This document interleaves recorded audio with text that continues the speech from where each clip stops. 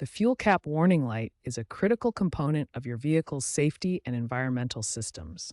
Understanding what triggers this warning and how to address it can save you time and money. This warning light is part of your vehicle's evaporative emission control system, or EVAP. This system prevents fuel vapors from escaping into the atmosphere and maintains proper pressure in your fuel tank. The most common cause of fuel cap warnings, accounting for 85% of all cases, is simply a loose fuel cap. This happens when the cap isn't tightened properly after refueling. To fix a loose fuel cap, remove it completely and then reinstall it. Tighten the cap until you hear 3 to 4 distinct clicks.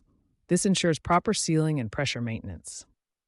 After properly tightening your fuel cap, be patient.